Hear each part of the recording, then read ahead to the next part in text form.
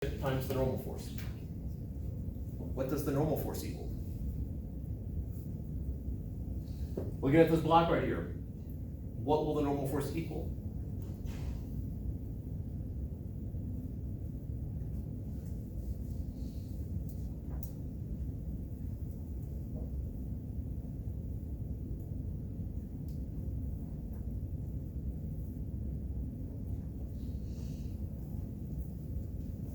Let's do numbers. Let's say we're going to do numbers. Let's put this on, just for the sake of argument, let's just put this on a magical planet where the acceleration due to gravity is 10 meters per second squared. So if this is a 5 kilogram object, what is the weight?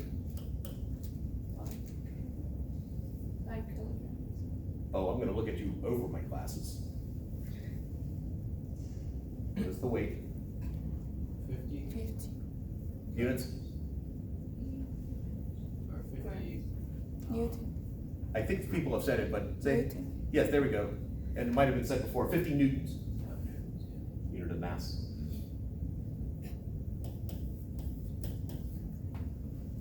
Which way is this thing going to accelerate? Logan, say it like you mean it. That way, right. Okay. So you're saying it's not going to accelerate up or down. Therefore, if it's not accelerating up or down, what's the total force vertically? 0. Therefore, what does the normal force equal? 0. Ooh, ooh. Somebody else say something else?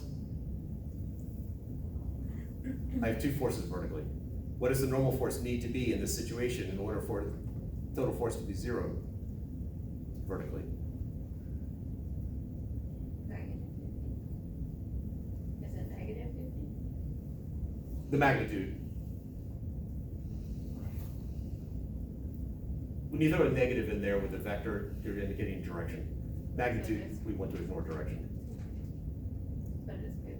Yeah, 50 newtons. If I have 50 newtons pulling down on it, I gotta have 50 newtons pulling up, otherwise that thing's gonna accelerate up off the table or into the table. And I think general experience is things don't, we're assuming it's not gonna gouge the table.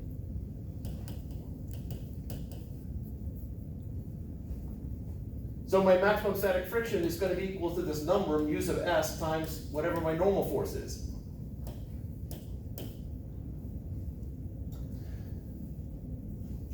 So, since I want this, I need to figure out what this number is right here. Well, I know that number's got to be equal to the weight of this. I had it written on the board before, but this again is the driving force, that's the opposing force. I'm trying to find out the breaking point. What does this need to be in order for this to start to move? Because the minimum weight here to get it to move is close enough to the maximum weight where it doesn't move. So, I'm trying to figure out that breaking point. So if I find out that, let's say, all I need is 30 newtons here in order to get this thing to slide, so that's the breaking point, then my friction's got to be equal to 30 newtons. So 30 newtons is equal to mu sub s times 50 newtons. What is mu sub s?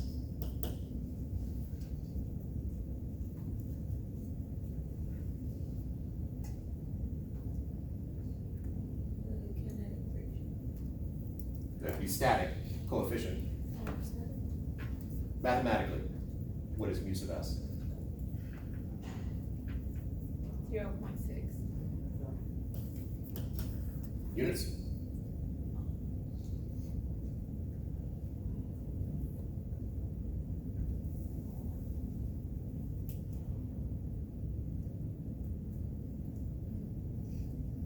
Is that no or none or? I don't know. I'm taking from the silence that you're all correct. It's unitless. Because the newtons would cancel out. There are no units, it's just a number. Questions to hear? Because we're going to make it even more special in just a moment.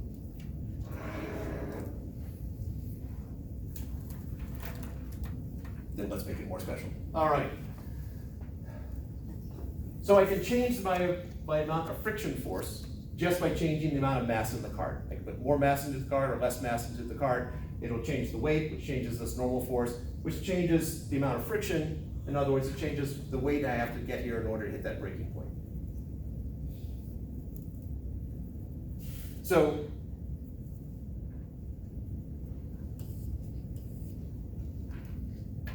I could just plot my hanging mass versus the box mass.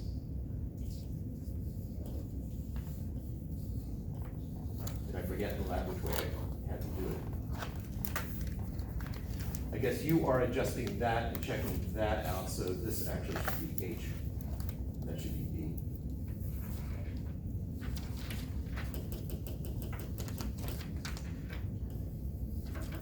Because that, we're seeing how that depends upon the other mass. All right. And so we set a bunch of different masses in there. We figure out what the breaking point is, how much do we need here. We do that again and again, and we end up hopefully with points that are somewhat linear. Yes? I have a question. How do we get to 30 newtons? Experimentally, that once we figure out that, we put 5 kilograms in there, we put it on triple beam balance, we find out what the actual mass is, and then we just start putting mass onto here, hanging here, to see at what point does it start to move. That's how we, so in this scenario, I just said, suppose it takes 30 newtons, Oh, okay. or 3 kilograms in our nice magical world of 10 meters per second squared.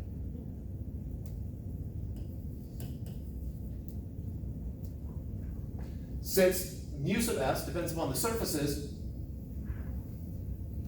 this number should be the same for every single situation. So I got MH versus MB. I'll get a plot here. Let's see, the static, maximum static should be whatever I have hanging there, so that's MH. My hanging, I'm going to do a capital H there, MHG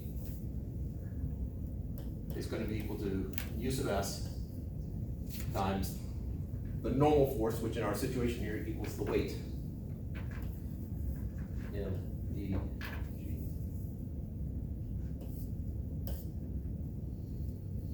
So my slope should be the coefficient of friction, coefficient of static friction.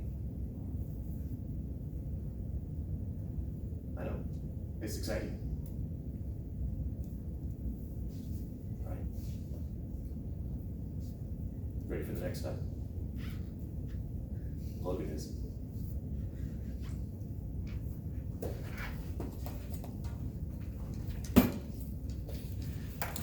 All right, so I got my beam here, I got the brass on it.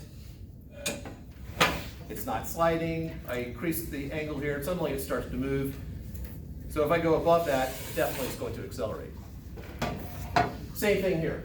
If I know if that's 5 kilograms and I've already figured out 3 kilograms is what I need to put here in order for it to start moving, that means if I put 5 kilograms here, it definitely is going to be moving. I've definitely overcome the static friction. So what we're going to do is we're going to put more on here than we need to get it to accelerate, and we're going to figure out what the acceleration is. How are we going to find the acceleration? The same way we did before, as in Thursday. Which should bring back some really nice fuzzy memories for a number of you.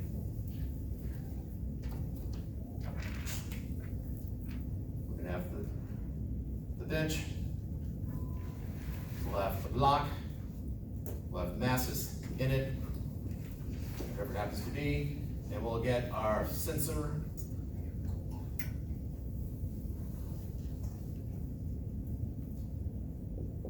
We'll have more mass here than we need, something that will definitely accelerate it. This thing's going to go. You'll have a position versus time graph. Well, something like that.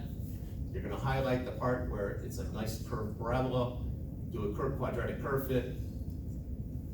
Life will be good. You're going to look at the quadratic. It'll be ax squared plus bx plus c. In the last lab, I asked you to write down what this number was, and then you double it to get the acceleration. For this lab, I want you to go ahead and double it when you enter it into the table.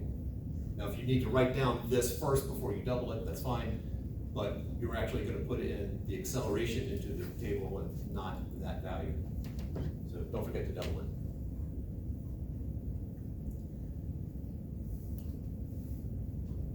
Now, in the intro, I go through this. However, let's hit some of the highlights here. I know my driving force, the thing that's making the driving the whole thing is the hanging weight. I know friction is opposing that. It's going to be kinetic friction because it will slide. And that's going to be equal to the total mass hanging plus mass of the block times the acceleration. This hanging mass is just this hanging weight is the hanging mass times the acceleration due to gravity, which we all know here is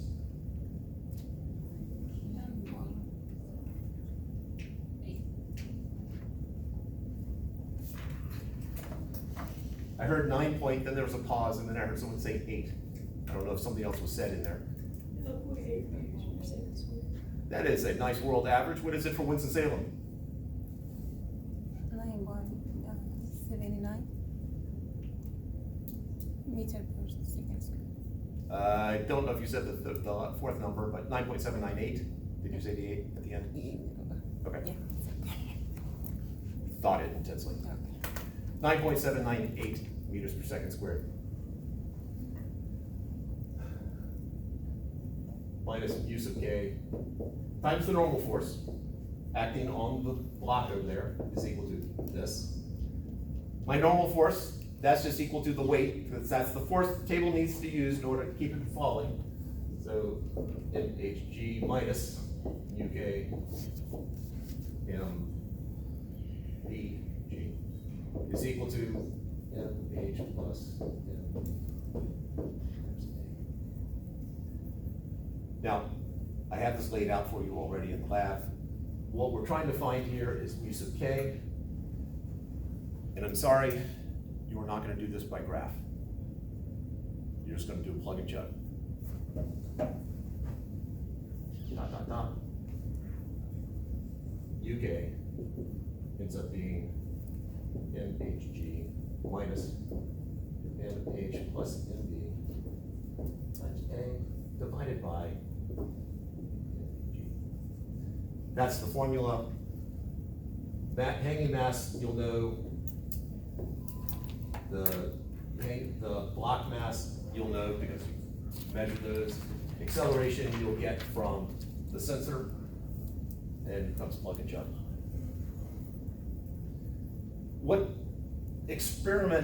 highfalutin experiments tell us is that this number right here should be the same for all the situations. You'll calculate it for each trial. It should be the same, and it should be less than mu sub s. What I have gotten from various experiments in the past, some people decide to defy physics and say uk is bigger than mu sub s. And sometimes I get negative coefficients, which means friction is actually helping it move. Those should not happen, and yet somehow they do. So just be aware. If you get uk greater than mu sub s, then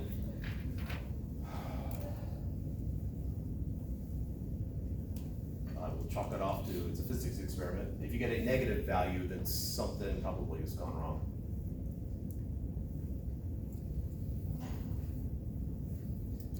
Questions here?